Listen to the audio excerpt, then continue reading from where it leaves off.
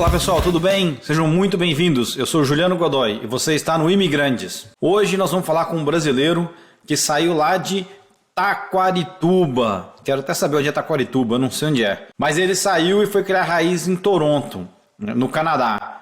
Meu entrevistado de hoje é o Arnon Mello, que é presidente da Mello Rock Logistics, que acabou de completar 20 anos, agora em outubro de 2022. Então vamos conhecer a história dele um pouquinho? Arnon, tudo bem, cara? Prazer ter você aqui com a gente. Obrigado pelo convite, é uma honra estar aqui falando com você. Meu Deus, obrigado. Que isso, cara, eu que agradeço. Arnon, para quem não te conhece, pra gente começar essa história, conta de onde, né?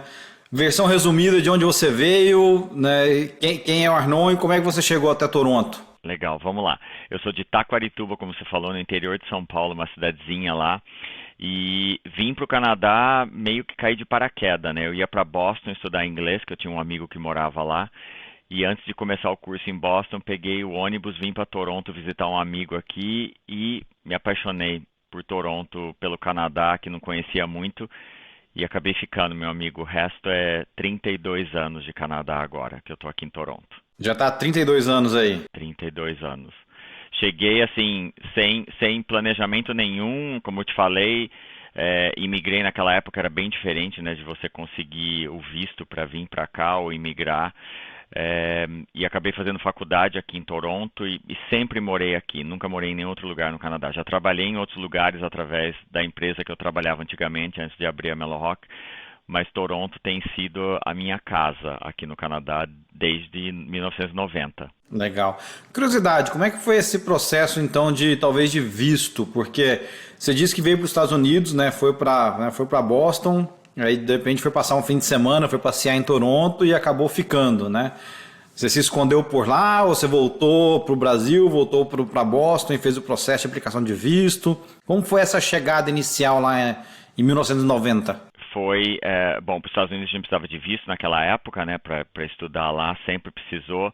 E quando eu vim para o Canadá visitar o meu amigo, vim passar uma semana para conhecer Toronto, não precisava de visto para entrar aqui. O brasileiro não precisava de visto naquela época. E como eu estava vindo como turista, né, não precisou fazer nada essencial. E aí acabei ficando 4 meses aqui, voltei para o Brasil, terminei a minha faculdade em São Paulo, eu estava acabando... eu fiz letras, tradução e interpretação em São Paulo, estava terminando isso. Quando eu terminei, aí sim, eu vim como estudante para o Canadá, que eu queria muito aprender francês, aprender inglês, já estava fluente no inglês, porque eu passei 4 meses aqui, então aqueles 4 meses foram decisivos na minha língua, porque eu não conhecia nenhum brasileiro aqui, morei com canadense quando eu vim de Boston, então aquilo meio que me puxou, assim, sabe, eu tenho que sobreviver, né? Tenho que aprender tudo que esse povo está me ensinando. Então, quando eu voltei da segunda vez, vim como um visto de estudante, e aí, eventualmente, aquele visto foi transformado em PR, em Permanent Resident, e depois na cidadania, enfim. Mas aquele processo, naquela época, certamente mais fácil do que é hoje, generalizando, né? Eu acho que imigrar para qualquer lugar hoje tem certos procedimentos que são muito mais complicados do que era 30 anos atrás. E, cara, você sempre, né, lá em Taquarituba, né, quando você estava lá, sempre tinha essa vontade de, né, expandir horizontes, de morar fora, né, de onde veio esse seu desejo? Essa é uma ótima pergunta. Eu acho que quem causou mais esse desejo em mim foi meus pais, porque quando eu tinha 17 anos, eu implorei para os meus pais me deixarem fazer intercâmbio, né, ir pelo Rotary e morar nos Estados Unidos ou morar em qualquer lugar que eu queria muito aprender inglês. Eu assistia todos os filmes, era fascinado com a vida na América do Norte, principalmente, que a gente aprende muito sobre os Estados Unidos, né, no Brasil. E eu fui atrás do Rotary, vi os valores, vi tudo, passagem, e chegou na última hora, meu pai falou, olha, eu com a sua mãe, eu não sei não se... a gente gostaria que você ficasse longe durante 1 ano morando nos Estados Unidos. E eles não deixaram eu vir. E aquilo me marcou de uma maneira. Eu falei, beleza, você não vai deixar, então eu vou conseguir por mim mesmo essa vontade de ser fluente em inglês. Então a não me deixar vir pelo Rotary causou anos mais tarde de eu bye bye família, tô indo, não sei o que me espera e vamos enfrentar a vida. Eu queria muito, na verdade, ser fluente em inglês, óbvio, era primeiro, mas no meu subconsciente eu queria ser muito independente da minha família, né? Eu venho de uma família que meu pai era médico, minha mãe era enfermeira, meu pai foi prefeito da minha cidade 3 vezes, então eu era uma pessoa muito conhecida, e eu queria me conquistar as coisas por mim mesmo, entendeu? Eu não queria ser o filho da pessoa, eu não queria, sabe, eu não queria isso, Você queria construir sua própria história. com certeza, eu não queria, eu queria ser independente financeiramente desde muito cedo, acho, e é uma das coisas que eu mais tenho orgulho do que aconteceu, né, os perrengues, né, que a gente passa, né, como imigrante,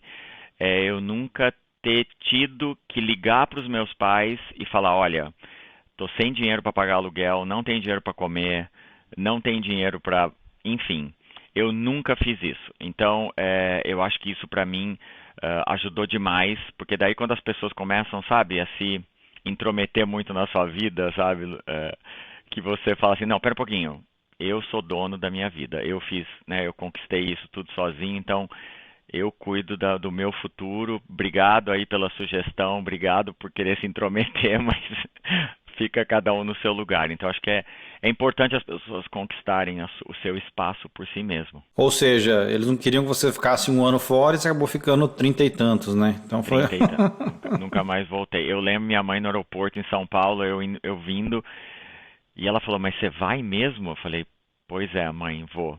E ela me deu um cobertor, minha mãe é uma graça, esse cobertor me segue, né, para tudo quanto é lugar. Ela me deu um cobertor e falou, então tá, então leve esse cobertor, né, porque se você precisar passar frio, você tem esse cobertor. E eu tenho esse cobertor até hoje, e às vezes em entrevista eu falo, eu lembro muito bem do cobertor que a minha mãe me deu, que ela queria que algo me confortasse vindo embora sozinha. Que bonitinha. Muito bonitinho, minha mãe é demais. O que eu acho legal nessa parte da sua história é que muita gente, né, quando, não sei, quando leva um não, né, quando tem um desafio, muita gente para naquele primeiro não, né, e desiste ou não insiste o suficiente, etc. Você é um cara que sempre foi né, resiliente, de ir até o fim, ou você acha que morando fora você precisou ser mais ou descobriu isso? Com certeza morando fora te puxa, né, te empurra, né, para você ser dessa maneira.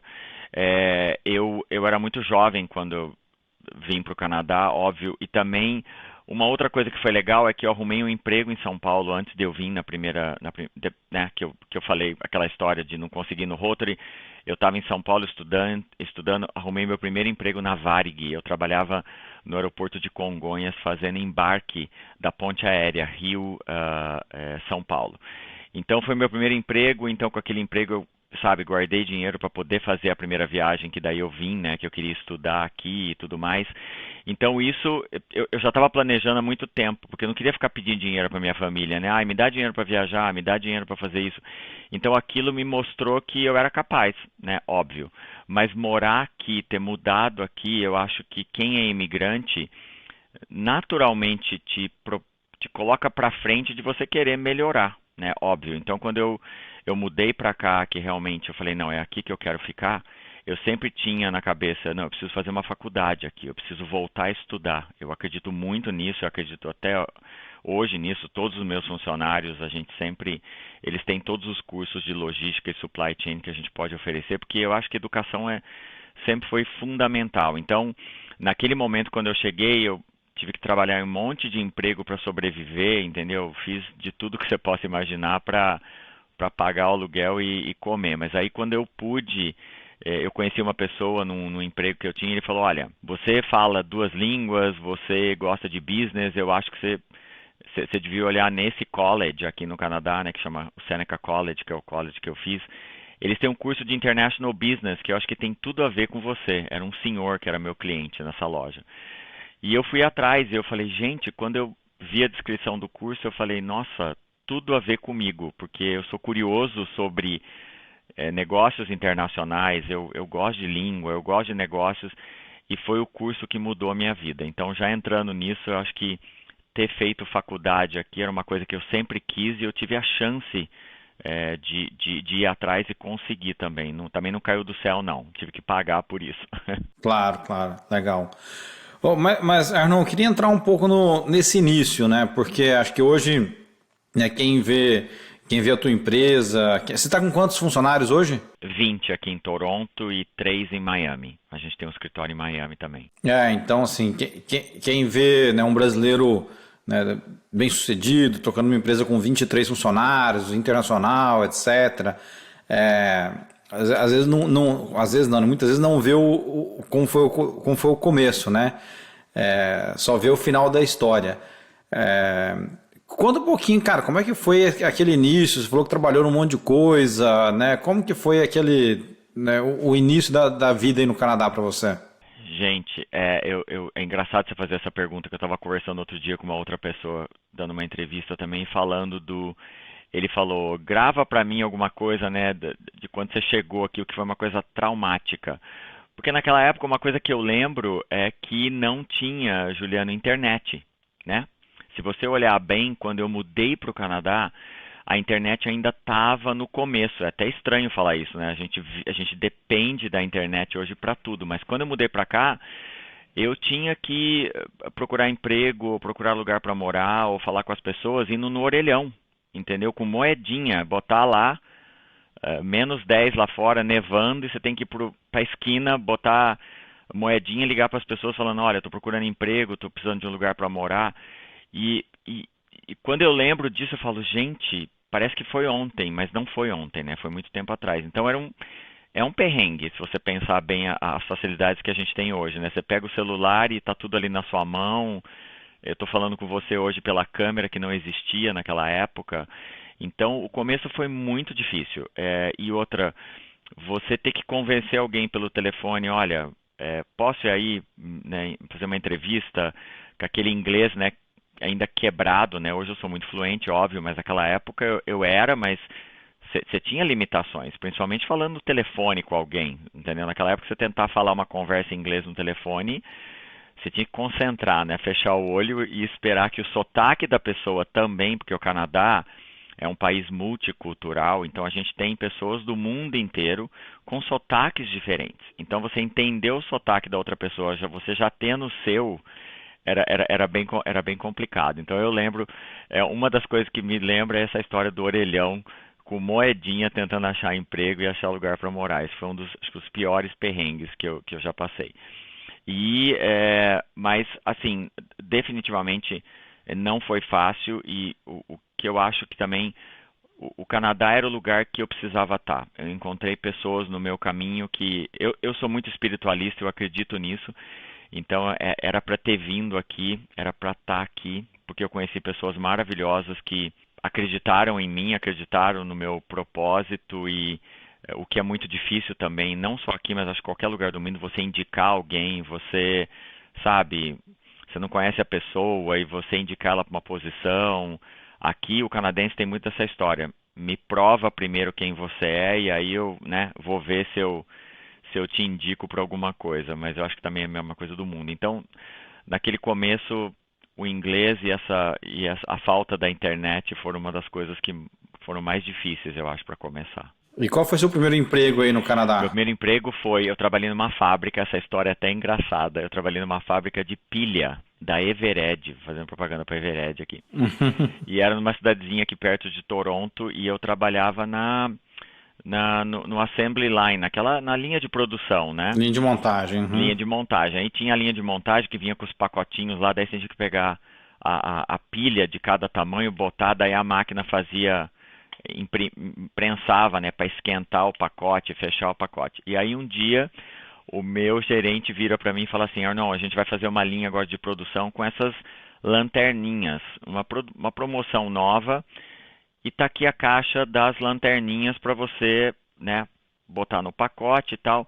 E aí tem essas duas cores na caixa. Daí eu olhei na caixa, falei, gente, duas cores? Como assim, né? Só tem uma cor, só vejo uma cor nessa caixa. Eu virei para ele e falei assim, olha, tá, você falou duas cores, mas eu estou vendo uma. Daí ele olha para minha cara, assim, tipo, o que que esse cara tá falando, né? E aí que eu descobri que eu era daltônico, na verdade. Eu sou daltônico, eu já sabia que eu tinha uma dificuldade, e nessa caixa tinha duas cores de lanterna, verde e vermelho, as cores que eu não enxergo.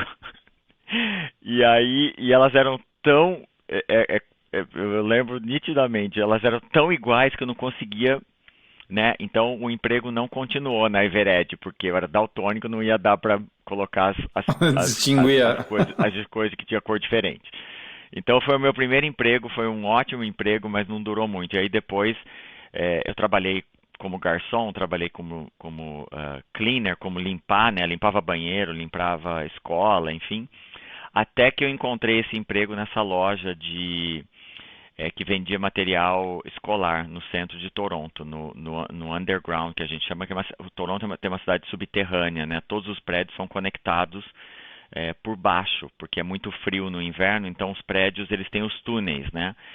E eu trabalhava nessa loja e eu trabalhei com eles, não sei, acho que 5 anos, e foi nessa loja que eu conheci esse cliente que falou da minha faculdade. Então, um dos meus últimos empregos fora de logística foi nessa loja de coisa de escritório, que foi maravilhoso, que me ensinou muito. Eu era assistente, eu saí de lá assistente de gerente porque eu fazia tudo, né? Abria a loja, fechava a loja, fazia contabilidade, contava dinheiro, fazia depósito. Então, foi uma exposição muito, muito boa a esse mercado. E como é que foi então sair de trabalhar numa fábrica de pilha, de garçom, de né, assistente de loja, para fundar a Mellow Rock? Então, assim, de onde surgiu a ideia? Talvez assim, conta um pouquinho o que é a Mellow Rock primeiro, o que vocês fazem, né? E aí já emenda já falando pra gente de como veio a ideia, como é que isso apareceu na sua vida. Tá, legal. Bom, a Mellowhawk Logistics é uma empresa de transporte de carga. A gente faz transporte de carga aéreo, marítimo, de caminhão, faz liberação de alfândega e faz consultoria. Então, alguém quer comprar um produto da China e trazer para o Canadá ou do Brasil para os Estados Unidos, enfim. Então, a gente trabalha com o cliente baseado no produto que ele tem, como que ele quer fazer esse transporte e apresenta uma solução logística para aquele produto. Não só no transporte, mas na liberação de alfândega. Quanto que ele vai pagar de imposto, se ele vai levar para o Brasil, se ele vai trazer para os Estados Unidos ou para o Canadá, então quanto que vai ser cobrado o imposto para nacionalizar esse produto. Então, é um serviço completo de supply chain. Então, basicamente, é o que a gente faz. E a Mellowhawk surgiu, lógico, a ideia de ter a minha empresa, ela já existe há muito tempo. Eu fiz faculdade, como eu te falei, de comércio exterior, International Business, e entrei como office boy numa empresa de logística aqui em Toronto, que era o co-op, na verdade, que a gente chama, que é aquela quando a sua faculdade pede para uma empresa aceitar um aluno para ele ter uma experiência, né, até ele se formar. Então eu entrei nessa empresa multinacional alemã aqui em Toronto, que estava começando o escritório. Eu entrei como office boy, eu acho que é isso que fala, e eu viajava ao aeroporto de Toronto, o porto, pegando documento, entregando documento, e aí dali eu passei a trabalhar no escritório, no departamento de importação aérea, e quando eu me formei, o meu gerente viu que eu era muito dedicado, óbvio, eu chegava às 7 da manhã, saía às 8 da noite, eu queria aprender tudo. Isso eu acho que fica uma lição para todo mundo aí que está estudando e vai sair de faculdade. Eu falei pro meu chefe na época, olha, eu quero que você me dê uma oportunidade, que eu quero provar para você que eu sou capaz, entendeu, de tudo que eu aprendi na faculdade colocar aqui como experiência. Ele me deu essa chance e eu ralei para chegar onde eu saí da empresa. E eu fiquei com essa empresa 10 anos. Então eu entrei no entry level e saí como gerente de exportação aérea dessa empresa. E quando o meu chefe saiu da empresa, que eu adorava ele, a gente se dava super bem, e veio uma outra pessoa.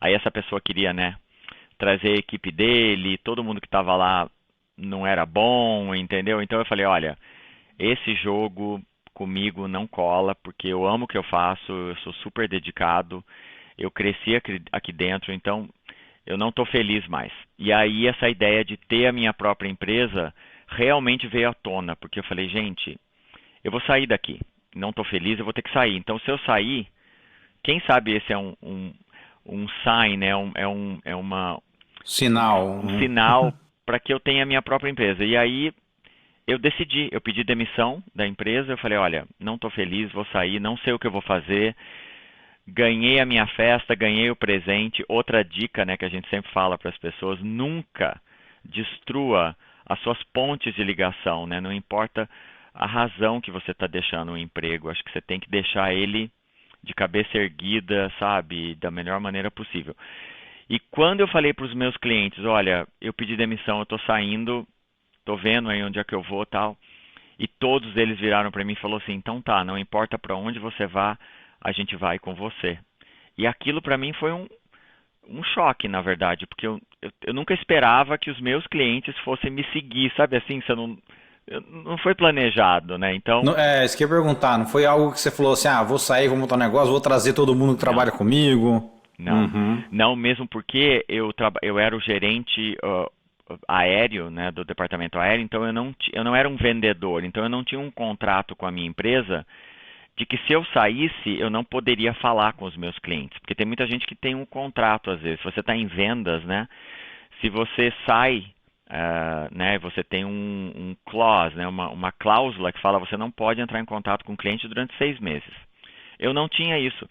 E quando os meus clientes falaram, não, a gente vai com você, porque eu tomava conta deles, eu falava com eles depois do trabalho, eu sabia o nome deles, dos filhos, do cachorro, eu sabia o que eles gostavam, eu amava o que eu fazia, né? Então, quando eles ficaram sabendo que eu ia sair, eles falaram, não, a gente vai com você. E eu falei, então tá, então aí é um sinal também para eu. Falei, então beleza, eu vou para a minha empresa. E abri a empresa trabalhando de casa, do meu escritório em casa. Os meus fornecedores, as minhas empresas de caminhão, o meu despachante aduaneiro, não o meu, o despachante da empresa falou que me apoiaria, as empresas aéreas me deram conta porque sabiam quem eu era, já lidava comigo há 10 anos. Então vou falar que foi muito mais fácil você ter esse relacionamento e continuar esse relacionamento mesmo eu estando na minha empresa. Agora, uma coisa que foi muito difícil foi a questão financeira, óbvio, né?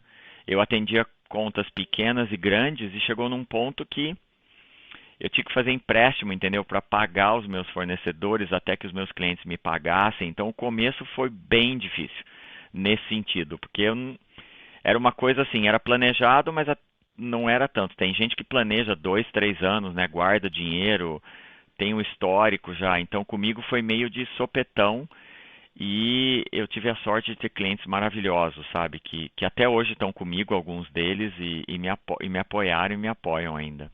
Tô falando demais aqui, você me interrompe, viu, Juliano? Não, que isso. Você é o entrevistado, você que você tem que falar. Não, mas. Mas vamos falar um pouquinho mais desse começo mesmo. Assim, eu entendi que pô, no começo os seus clientes, a maioria veio junto, né? Já tinha essa confiança que você construiu, etc. Mas assim, estamos falando também que você não se preparou, talvez assim, financeiramente pro acho que tanto. Financeiramente, qual foi a maior dificuldade? Foi na sua vida pessoal, de você, enfim, né, tocar o dia a dia com as despesas pessoais, etc. Ou foi o fluxo de caixa da empresa pelo modelo de negócio e aí, tipo, aquilo adicionou na complexidade pessoal? Sim, foram os dois, na verdade, porque a gente tinha um mortgage, a gente tinha uma casa na época, né? Tinha comprado uma casa já há alguns anos. Então, lógico, cheguei no banco e falei, olha, né? Abri a empresa, estou começando, quero uma linha de crédito que fala, né? Acho que em português, Isso. Uhum. uma linha de crédito, porque eu estou começando, eu tenho algum dinheiro guardado, então eu queria ter uma ajuda e o banco falou assim, tá, você é novo, tudo bem que você tem um mortgage, né, você tem um financiamento com a gente, mas a gente pode te dar X, né, para ajudar. Só que, óbvio, você está crescendo, eu tinha clientes, como eu falei, pequeno, médio e de grande porte, então eu tinha que ver o que eu podia fazer em termos de movimentação de carga, porque se eu tivesse que, por exemplo, fazer um embarque que eu ia gastar US$ 100.000, vai para movimentar um embarque aéreo, né, que custa caro, ou marítimo, eu tinha que ver até quando eu podia ir, né, e até quando eu teria que pedir para o meu cliente, por exemplo, olha, e eles sabiam, óbvio, eles tinham um entendimento que eu estava começando. eu preciso de 50% na frente, eu preciso de um adiantamento aqui para poder fazer isso para você. E alguns deles, sem problema nenhum, outros não. Então eu tive que bancar alguns deles e aguardar que eles me pagassem depois de 30 dias. Então esse balanço de caixa foi complicado. Ele deu certo, óbvio, a gente não perdeu nenhum cliente, mas era sempre aquilo, sabe? Você tá ali tem que ficar em cima, né? O cara, venceu, né? Quando que você vai pagar? Não, desculpa, vou pagar daqui 2 dias ou daqui uma semana. Então esse fluxo de caixa no começo foi muito complicado. Lógico, a gente começou a crescer, eu falo a gente porque o Peter, o meu sócio, calhou também da empresa que ele trabalhava uma editora de livro famosa no Canadá, essa editora faliu e ele saiu, todo mundo saiu da empresa e eu falei, olha, eu estou precisando de ajuda, você precisa vir e me apoiar aqui, né? E ele veio e, lógico, a gente começou junto, depois de um tempo, nós dois em casa. Mas esse fluxo de caixa foi bem complicado no começo, eu acho que várias pessoas têm esse problema também. E o Peter tinha conhecimento de logística ou não? Ele era só um amigo que você falou, preciso de braço, chega mais que eu te ensino. Não tinha experiência nenhuma de logística, então aí está o canadense de repente levando instrução, né, do imigrante, né, que estudou logística e já trabalhava com logística. E ele, com o tempo, eu fui ensinando ele, hoje ele sabe de tudo, porque ele fez todos os cursos também nesses 20 anos. Mas no começo eu não sabia nada de logística. Mas o Peter sempre foi um excelente vendedor. Então aquele lá, ele consegue vender gelo para quem mora no Polo Norte, entendeu? Porque ele passa essa confiança, ele passa esse carisma, então eu usei muito ele como vendedor da empresa para vender os nossos serviços. Que legal. E aí, assim, começou você sozinho, depois trouxe o Peter. Desse início, quanto tempo foi até vocês efetivamente contratarem uma pessoa, né? Eu quero saber o tempo, porque a minha pergunta, na verdade, é como é que foi como é que é recrutar alguém quando você, né, não tem um lastro, né? Quando você está começando, você é pequeno, etc. Essa é uma pergunta excelente. Nós ficamos, acho que 6 meses trabalhando em casa, no escritório, e a partir dali a gente, falei, não dá, porque eu preciso encontrar cliente, eu preciso ter um lugar físico, e a gente alugou uma sala no escritório de um amigo que a gente conhecia no centro de Toronto. Ele trabalhava num estúdio e era a sala do tamanho da sala que a gente está falando aqui agora. E a gente mudou para essa sala, porque eu queria receber cliente, eu queria poder receber fornecedor, enfim. E logo depois disso, a nossa primeira contratação aconteceu justamente na maioria das contratações que eu já fiz até hoje. Eu fui de volta para o meu college, para a minha faculdade que eu fiz, para o curso que eu fiz, e contratei a primeira pessoa que se formou na mesma formação que eu tinha. E essa pessoa também era um imigrante no Canadá, ela, na verdade, era uma imigrante no Canadá, mais ou menos com o mesmo começo que eu tinha. Então eu contratei várias pessoas no decorrer desses 20 anos se formando na faculdade que eu fiz e de outras faculdades em cursos semelhantes. Por quê? Já vamos entrar nisso, porque eu sempre... Primeiro, a questão financeira. Óbvio, eu não tinha condição de contratar uma pessoa que já estava no mercado há 10 anos ou 20 anos em logística para trabalhar para mim. Eu não ia ter condição de pagar o salário dessa pessoa. Mas eu sempre acreditei em dar chance para o novo imigrante como eu fui dado a chance para mim. Então, por que não voltar no meu college e contratar alguém que está se formando, que precisa de ajuda, que precisa dessa experiência? E sempre deu certo. Então, nós hoje, a gente é chamado de uma mini Nações Unidas, porque eu tenho gente do mundo inteiro trabalhando para mim, e junto, acho que a gente fala umas 10 ou 15 línguas. E o Peter é o único canadense nascido no Canadá, na empresa inteira. Então, é um orgulho você dar chance para um novo imigrante, uma pessoa que está chegando, que eu sei o perrengue que eles passaram, como chegar nesse país, procurar emprego, e ensinar ou dar apoio para essa pessoa crescer junto com a Mello-Rock Logistics, claro. Bacana. Cara, esse é um bom gancho para uma outra pergunta que eu tenho. Eu li outro dia que o Canadá está incentivando na ida de imigrantes. Acho que tem 1,4 milhões de vagas em aberto aí no Canadá, que eles não estão conseguindo fechar e estão incentivando, né, imigrantes a ir para o Canadá. É um país que tem uma demanda de mão de obra, né, grande, né? A população está envelhecendo, etc. Como é que, acho que duas perguntas. Uma, como é que o país, como é que o Canadá trata o imigrante? Deixa eu começar por aqui.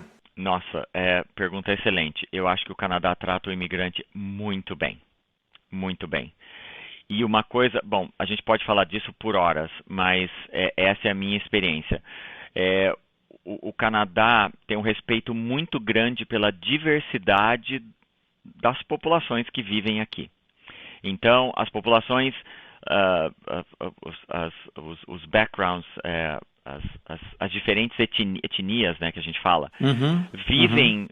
Muitas vezes a gente tem o bairro grego, a gente tem o bairro português, italiano, o bairro chinês, mas, diferente talvez de outros países, essas culturas elas se mesclam com a cultura canadense.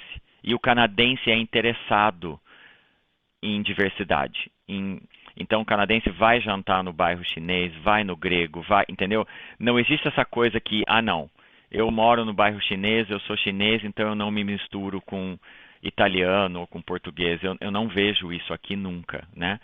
Então, o Canadá trata-se muito bem o imigrante. Por quê? Porque ele entende que o Canadá, que tem, eu vou exagerar aqui, 40 milhões de habitantes, é a nossa população geral. Se você olhar o tamanho do Canadá, não é nada, né? Pelo que a gente precisa. E para você ter uma ideia também, por exemplo, a cidade de Toronto atende diferentes culturas. Se você precisa ir no médico, no fórum, enfim, você pode, a cidade de Toronto oferece 185 línguas na qual uma pessoa pode requisitar um tradutor. Então, se eu não falo inglês e eu preciso ir no médico, e eu falo português, eu posso pedir que alguém, um tradutor em português, vá comigo no médico para poder traduzir para mim a minha consulta, porque a gente tem o nosso sistema de saúde aqui é público, né? É um grande SUS, né? Vou comparar. Então, nós não pagamos para ter um médico ou ir no médico ou ir no hospital. Então, existem serviços no Canadá inteiro que são pagos pelo governo. Então, por aí você vê como que o imigrante é tratado de começo. Tem outros benefícios óbvios, mas eu acho que por aí já é um grande exemplo. Legal. A gente pode aprofundar um pouquinho mais nessa discussão, Arnon, porque assim, quando eu vi essa notícia, eu postei no LinkedIn e aí, assim, cara, foi o post que eu coloquei que acho que mais bombou no último ano, assim, mais de 25 mil interações, mais de 30 reposts, etc. E recebi um monte de pergunta que, honestamente, eu não estava preparado para responder, né? Porque, de novo, não vivo no Canadá. Então, acho que assim, uma das perguntas que eu recebi foi assim, como que eu faço para ir? Né? Então, assim, de novo, alguém que está lá no Brasil e tem esse sonho, viu essa matéria, enfim, tem esse desejo de morar no Canadá, como você teve um dia, que dica você daria para essa pessoa se preparar? Né? O que ela tem que fazer? Ótima pergunta. Eu acho que tem 3 partes nessa resposta. Lógico, eu não sou um consultor de imigração, tá? Eu quero deixar bem claro. Disclaimer feito, nem eu. Disclaimer feito, exatamente. Porque isso é muito perigoso, eu acho. Tem gente dando conselho na internet e tal. Eu vou falar da experiência que eu tenho com outros colegas e amigos e a comunidade brasileira aqui no Canadá, que eu sou muito ligado a eles. Eu escuto muita coisa, né? Eu assisto muita coisa. Então, vamos lá. Se você está no Brasil... a maneira padrão para se vir para o Canadá e uma série de fatores, a sua idade, se você é casado, se você tem faculdade, se você está num ramo que o Canadá tem uma pontuação alta para você vir já como imigrante. Então existe o site do governo. Ou seja, pesquisa isso, né? Porque às vezes o cara trabalha, né? Vou chutar, o cara é engenheiro mecânico, mas o Canadá não tá precisando de engenheiro mecânico, está precisando de está precisando de médico, né? Então, isso fica disponível no site do governo do Canadá, né? Sim, na imigração canadense eles têm todos os critérios para quem está no Brasil, por exemplo. Então, você entra lá e você vê que, como você falou, enfermeiro, vamos dizer, é uma posição que a gente sempre escuta que tem uma necessidade grande. Então, você é formado enfermeiro no Brasil, você está num parâmetro de idade, enfim, você tem uma escolaridade. O site do governo canadense ele tem uma régua, eu vou chamar de régua, que você vai colocando o que você tem. e eles te dão uma pontuação. Então tem gente que vem do Brasil, aplica no Brasil, faz aplicação no Brasil, ele conta uma pontuação e o governo chama essa pessoa. Então o que acontece? Você vem já do Brasil com o seu Permanent Resident Status. Então você já vem como residente permanente. Então você chega aqui basicamente com todos os direitos, né? Você já chega com, você já pode trabalhar naquela área, você tem assistência de saúde, você, lógico, você vai procurar um lugar para morar, enfim. Então você já vem do Brasil dessa maneira. Essa maneira não é uma maneira tão fácil. Não estou dizendo que todas elas são fáceis ou difíceis, mas essa é uma maneira que envolve uma espera maior, óbvio, né? A outra maneira que muita gente vem e que a gente escuta muito é a pessoa vir fazer uma faculdade no Canadá.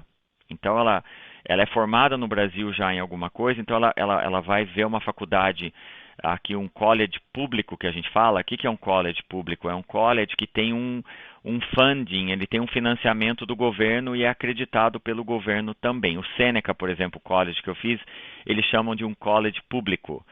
Só que é um college, todas as nossas faculdades e universidades, elas são pagas, tá? Não é que nem no Brasil que tem faculdade federal que você não paga para estudar. No Canadá não existe isso, tá? Então, a pessoa vem fazer um curso e talvez uma especialização, talvez ela já é formada no Brasil e ela vem aprofundar. E uma vez que você se formou, você chegou a entrar na faculdade aqui, o governo permite que você já comece a trabalhar para contar pontos para depois que você terminar o seu curso, você vai entrar no mercado de trabalho. Então, você entrando no mercado de trabalho, você vai poder, de novo, vai contando pontos. Fiz faculdade, estou no mercado de trabalho, esse emprego que eu tenho, quer que eu fique com eles, né, pós o meu contrato, enfim. Tudo isso é levado em consideração para você aplicar para os sistemas de imigração que existem, você já estando dentro do Canadá. E por quê? Porque o governo canadense, você investiu na sua educação, você veio para cá, você está trabalhando. É ideal que o governo mantenha essas pessoas aqui, você concorda? Do que perdê-las para ir embora de novo e ter que trazer gente de fora. Então tem muita gente vindo da Índia, do Brasil, da China, seja de qualquer lugar no mundo, estudar, procurando trabalho, entrando no mercado de trabalho e com essa posição, contando pontos para conseguir o seu permanent resident estando aqui dentro já do Canadá. Então muita gente tem feito isso ultimamente. E tem muito consultor de imigração aqui no Canadá que pode explicar tudo isso para vocês, os programas diferentes. Outra coisa muito importante, esses programas, eles são ou federais ou provinciais. A gente não chama de estado aqui no Canadá, tá? A gente chama de província. Então, a província de Ontário tem um programa, a província de New Brunswick, onde o Peter tem outro. Então, dependendo da província, a sua pontuação ela é menor do que é em Ontário, por exemplo. Então, as pessoas, às vezes, eles estão precisando de trabalhadores lá no leste do Canadá, ou em Vancouver, ou em Calgary, enfim, muda. Então é importante você conversar com alguém para saber, dentro da o seu background, a sua educação, a sua formação, como você se encaixaria nesses programas de imigração. E o terceiro, sem querer alongar muito, que muita gente me pergunta é: Arnon, eu estou no Brasil, eu estou nos Estados Unidos, eu estou na Europa, me contrata para trabalhar na Mellowhawk. Né? A pessoa já trabalha em logística e ela quer que eu traga ela para trabalhar para nós. Essa maneira é uma das maneiras mais difíceis de você imigrar para o Canadá. Por quê? Porque a empresa que vai te contratar, no caso já aconteceu com a gente, ela tem que provar que você é o único profissional disponível aqui que eu possa contratar. E eu tenho que gastar dinheiro para anunciar a sua posição durante 4 meses no Canadá inteiro, provando para a imigração canadense que você é o único profissional que eu achei. E é muito complicado, porque a gente sabe que tem faculdade de logística aqui, tem gente que tem experiência, já está trabalhando. Então, Mellowhawk, por que você não pode contratar o cara aqui que está procurando emprego? Você tem que trazer alguém do Brasil, dos Estados Unidos. Então, é muito mais difícil, tá? Não estou falando que não é possível, mas o investimento que a empresa tem que fazer em tempo, em dinheiro, para contratar um estrangeiro é muito maior do que eu faria procurando alguém localmente. Não, excelentes pontos, obrigado por entrar em detalhe, cara. Desculpa se a explicação foi muito longa, mas é importante. Não, mas é importante, exatamente, é importante, porque assim, muita gente tem, né, tem o desejo de morar fora e às vezes não entende as implicações, né, às vezes não entende como chegar e às vezes pega a mala, né, de vez em quando dá certo, você é um caso que deu certo, pegou sua mala, foi embora e depois de 20, 30 anos, né, está estabelecido, etc. Mas tem gente que, enfim, não se adapta, não está preparado, etc. Então, eu acho que planejamento é fundamental, né? Entender bem como funciona a legislação, o país é fundamental. Não, com certeza. E outra coisa antes que eu esqueça de falar. Às vezes a pessoa olha Toronto, olha Vancouver, Montreal, que são centros grandes, né, no Canadá, centros importantes comerciais, mas o Canadá é um grande país que também tem faculdades e universidades maravilhosas em outras províncias, né? Então, e esses custos de faculdade e universidade nesses outros lugares são metade do que são em Toronto, Montreal e Vancouver. Então você pode estar vindo fazer um curso, como eu te falei, em New Brunswick, né, que tem 3 faculdades lá, super conceituadas, é um lugar menor, e lá pode ser o seu ponto de entrada no Canadá. Você pode se dar bem ali e depois você pode mudar para Toronto, depois que você tiver o seu status, né, de permanente ou eventualmente você vai se tornar cidadão canadense, enfim. Então olhe outros lugares, que a pessoa às vezes foca muito aqui e Toronto é uma cidade cara, né? As faculdades aqui são as mais caras. São ótimas faculdades, você está exposto a muita coisa, mas você pode começar também em outros lugares. Uhum, legal. Vamos explorar um pouquinho agora o outro lado, né? Porque a gente falou que, né, acho que quem está ouvindo até agora deve estar pensando, eu quero ir embora, vou arrumar minha mala, estou indo embora, né? Desemprego baixo, governo, né, incentivando as pessoas a irem, saúde é paga, né? Tem um grande SUS que funciona, etc. Mas, cara, e o outro lado, assim, o que então, né, uma pessoa tem que pensar 5 vezes antes de tomar essa decisão, né? O que sei lá, no Canadá, acho que além do frio, né, que é um óbvio, mas talvez as pessoas não entendam o quanto é frio, né? Mas, assim, o que a pessoa tem que, né? Qual o lado negativo, se é que existe algum? Eu acho que o que você falou, o frio é um tema para nós brasileiros, né, que estamos vindo vou falar do Brasil, está vindo do Brasil, que é um país que não tem frio, né, comparado com o nosso, né, da América do Norte, é um agravante. O nosso inverno é muito longo, né, a gente está falando de novembro a abril, tá, ou março, pelo menos até março com neve, né. Então, e a solidão eu acho que é uma coisa muito importante que tem que ser falada. As pessoas aqui, você tem que ter uma atividade mental, você tem que estar estudando, trabalhando, ativo, porque se você ficar em casa, né, trancado no inverno sem ver ninguém, isso é um dos fatores gravíssimos aqui, né, que a gente escuta das pessoas. Então, hoje em dia, graças a Deus, a comunidade brasileira cresceu demais no Canadá inteiro. A gente tem, não são dados oficiais, mas eu estou muito envolvido com o consulado aqui, então eu sei, em média de 140 a 150 mil brasileiros no Canadá, espalhados pelo Canadá inteiro. Em Ontário, onde a gente está, né, que é a jurisdição aqui, estima-se que a gente tem 60 mil brasileiros aqui. Então, a comunidade é grande, então a interação pode ser melhor, né, para quem está chegando, então tem muita coisa que fazer, mas o Canadá ou a vida no exterior não é para todo mundo, porque se trabalha muito aqui, você tem que ter um plano de vida, você não pode, se você vier como estudante ainda mais, porque o seu tempo é contado, as horas que você pode trabalhar são contadas, você não tem como estudante uma ajuda do governo, como eu falei, de medicina, você só tem quando você se torna residente permanente. Então existem programas, alguns programas de graça aqui que se a pessoa realmente está passando necessidade, o governo não deixa a pessoa desamparada, mas você tem que vir preparado com o seu seguro de saúde se você é estudante. Você tem que ter se você não arrumar emprego, e daí, né? Nada vai cair do céu, como você sabe, você tem que ir atrás. Então eu acho que essa realidade não é para todo mundo.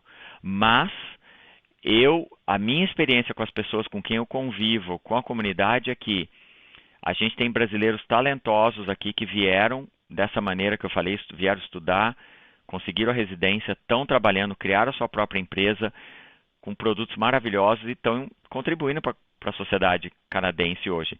Mas o trabalho é constante. As coisas não caem do céu aqui, então eu não quero enganar ninguém, sabe? Não vem para mim, não tem essa história não que, ai, não, você olha eu hoje e tal, beleza, tá, mas como todo mundo, a gente ralou muito e continua. Tipo assim, eu não tenho hora aqui no escritório, acho que você também não e ninguém tem. Se você é empreendedor, telefone toca 9 horas da noite com uma crise, você tem que atender, você não pode deixar seu cliente de lado. E muita gente que é empreendedor aqui passa pelas mesmas dificuldades. Que legal. Não, boa dica. É bom as pessoas tomarem essa decisão de olhos abertos, né? Saberem que, né, nem tudo são flores. E Arnon, né, esse ano, em 2022, a Melon Rock está completando 20 anos, né? Cara, quando você olha para trás, assim, né, se você tivesse a oportunidade, o que você faria diferente? Né? Qual foi, talvez, seu maior aprendizado? E, né, hoje, né, com o que você conhece hoje, você diria, isso aqui eu podia ter feito diferente. Meu Deus, essa pergunta ela é complicada. A gente, desde o começo, a gente é tão ocupado com a empresa que eu nunca tive. Lógico, eu sou vendedor da empresa, o Peter também a gente tem o nosso VP de Operations que vende também. A gente não tem um vendedor, tá? A gente não tem um vendedor que vai batendo lá e vai... Lógico, os clientes vieram comigo, esses clientes cresceram, a gente achou outros clientes. Muitos dos nossos clientes vêm por indicação. E o crescimento tem sido constante, que nunca deu tempo, até difícil falar isso, de parar e falar assim, o que eu vou fazer, né? Eu quero crescer nessa direção. Porque a gente, sabe, contratar cliente, mudar de escritório, a gente está procurando um outro local agora que a gente precisa de um armazém, o dobro do que a gente tem, porque os nossos clientes estão com necessidade. Então, eu não sei se eu faria nada diferente. Eu acho que é difícil falar isso, porque a realização é tão grande, eu sou tão grato por tudo que a gente conquistou, eu sou grato aos meus funcionários que se dedicam a todo dia, eu sou grato ao Peter, eu sou grato aos meus clientes que acreditaram em mim, aos fornecedores que ajudaram a gente desde o começo. Eu tive que fazer um vídeo, a gente teve uma festa, né, semana passada, e a gente gravou um vídeo, um amigo meu que é cinematógrafo, acho que é isso que fala. Pessoa talentosa, ele falou, não, quero fazer um vídeo institucional da empresa. Eu falei, tá, mas a gente só tem uma semana. Ele fez o vídeo, fez um monte de entrevista. Cara, eu assisti o vídeo depois, eu não conseguia parar de chorar, entendeu? Porque você acaba esquecendo das coisas que a gente já fez, né? Do começo. E é importante as pessoas não esquecerem de onde a gente veio, onde a gente começou e onde a gente está hoje, porque o dia a dia é tão loucura que você fala, nossa, é verdade, eu fiz aquele projeto, eu fiz isso e agora, 20 anos depois, e nem acredito que a gente está aqui.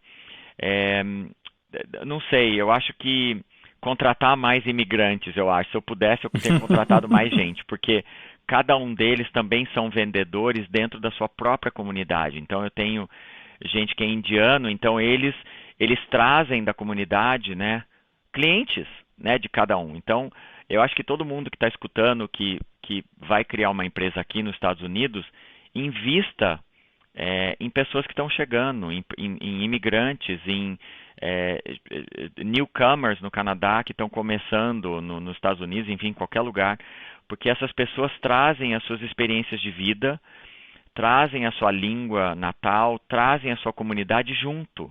E isso pode gerar mais negócios para o seu negócio. Uhum. Bacana. Não, e você falou um pouco da comunidade brasileira aí, e você também me contou em off um projeto muito bacana que você fez com o consulado, eu acho, para retirar alguns brasileiros na época que a gente teve a crise do Covid, etc. Cara, achei tão bacana aquela história que eu queria que você compartilhasse com mais gente, cara. Tá, obrigado.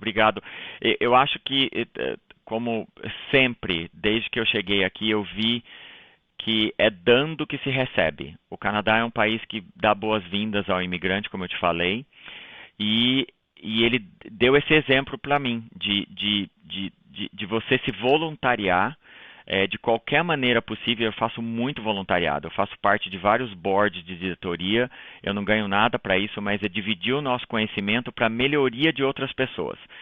E eu me envolvi, está fazendo 6 anos, com uma organização chamada Conselho Brasileiro de Cidadania de Ontário, que é um conselho criado, que está dentro, na verdade, do consulado brasileiro local.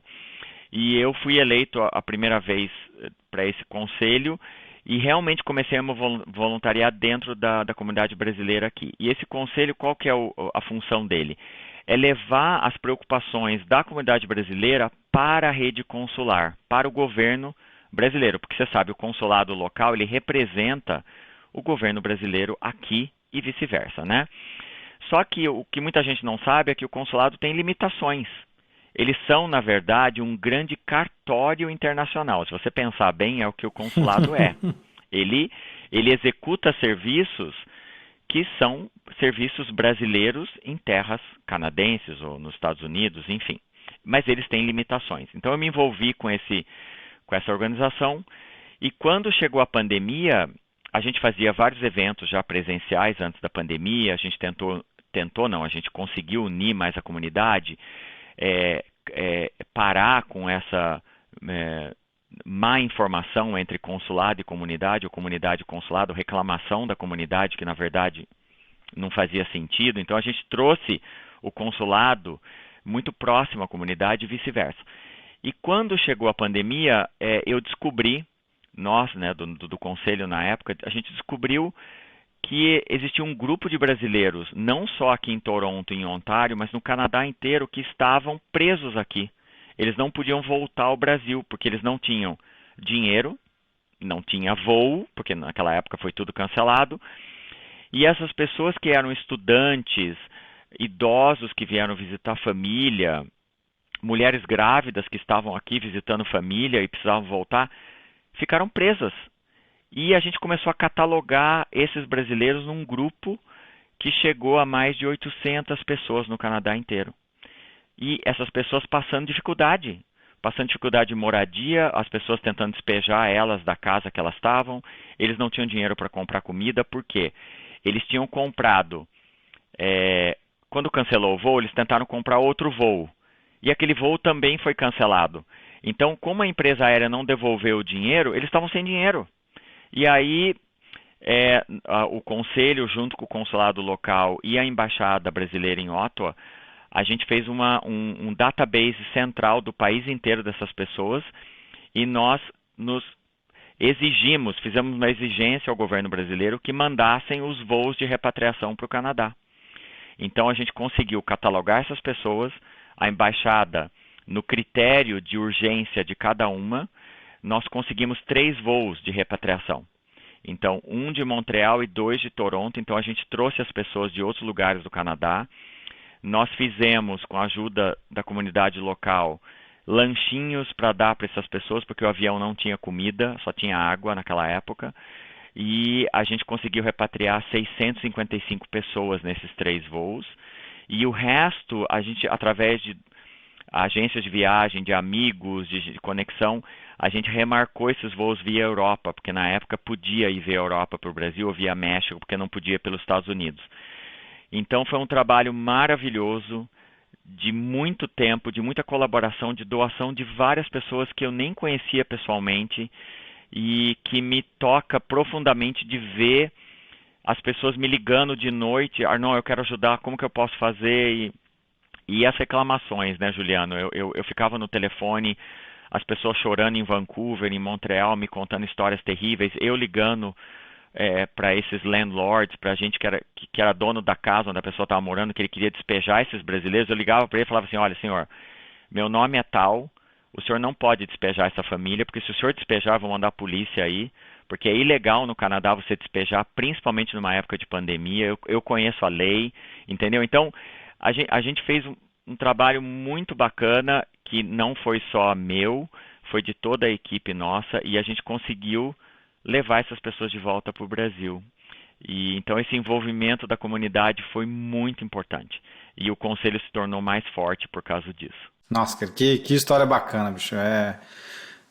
Parabéns pela iniciativa, parabéns pelo trabalho. Só de ouvir eu tô arrepiado aqui, porque realmente acho que as pessoas não vão esquecer de você e do que vocês fizeram, acho que nunca mais, né, cara? Então, acho que realmente parabéns. Não, a gente recebeu. Eu recebi cartas, eu não posso nem começar a falar muito, porque eu fico meio emocionado, porque eu já choro fácil. Então, eu recebi cartas assim de pessoas que quem vai fazer voluntariado está fazendo em prol do outro, não do seu. Por isso que eu falo às pessoas, eu quero que Deus te dê de volta, eu quero que o universo... Falei, olha, o universo já deu tudo de volta para mim. Eu sou a pessoa mais abençoada do mundo.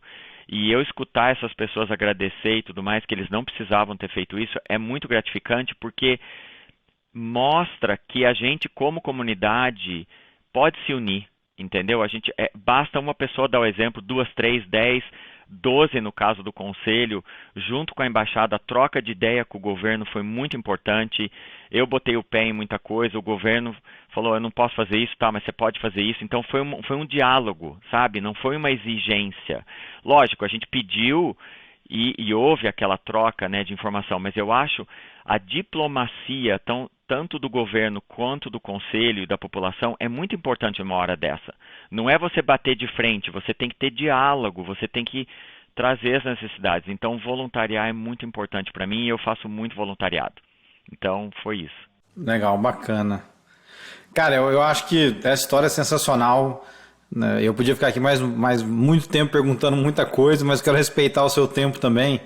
Para a gente encaminhar aqui para o final, Arnon, tem uma sessão que eu chamo de rapidinhas, né? Então vou te fazer 4 perguntinhas, me diz aí meio que a primeira coisa que vier na sua cabeça sem elaborar muito, né? Bom, você já está há bastante tempo fora, né? Mas o que você ainda sente falta do Brasil? A comida brasileira. Legal. E o que você descobriu aí no Canadá que agora você não vive sem? Ai, meu Deus do céu, o que eu não vivo sem no Canadá? É o espírito de voluntariado canadense. Legal. E que conselho você daria para quem quer empreender aí no Canadá? Faça o primeiro passo. Comece, não faça muito planejamento. Comece. E Arnon, tem algum livro, um filme, um podcast que você gosta, se inspira, para a gente poder compartilhar aqui com o pessoal que acompanha a gente? Tem um livro do meu grande amigo Felipe Mazetti Leite que se chama The Long Rider, o Cavaleiro das Américas. E o Felipe foi de cavalo do Canadá até a Argentina.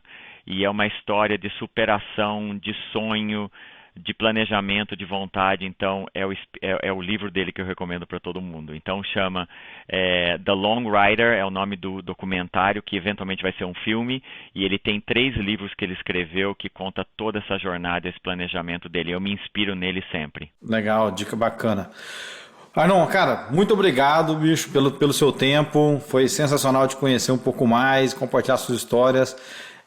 Diz aí pra gente onde o pessoal te acha, quem quiser, enfim, conhecer um pouco mais da Mellow Rock, quem quiser entrar em contato com você, onde o pessoal acha vocês? Tá, a Mellow Rock tem um website, mellowrock.com, mellowk.com. Eu tô no LinkedIn também como Arnon Mello, você pode me achar lá e entre em contato comigo. A gente tem um podcast também, Juliano, eu e o Peter, falando sobre logística, as tragédias e as histórias de sucesso dos nossos clientes. É curtinho, chama Logistics in Motion. Logistics in Motion, tá no Spotify e tem sido fã. A gente não é que nem você, a gente está começando, mas tem umas histórias legais lá em inglês, tá, gente? Para praticar o inglês, não é em português, não. Boa, a gente coloca como dica também, lá na dica do convidado. Isso. Legal. Arnon, de novo, obrigado, super bacana esse papo. Queria também agradecer a todo mundo que acompanhou a gente aqui nessa 1 hora. Eu sempre digo que o tempo é o bem mais importante que a gente tem. Então, o fato de você ter acompanhado a gente aqui enche meu coração de alegria e de gratidão. Você também me acha no LinkedIn, Juliano Godoy. Também estou no Instagram, meu Instagram é @jg.julianogodoy. YouTube Imigrantes, nosso site imigrantespodcast.com.br.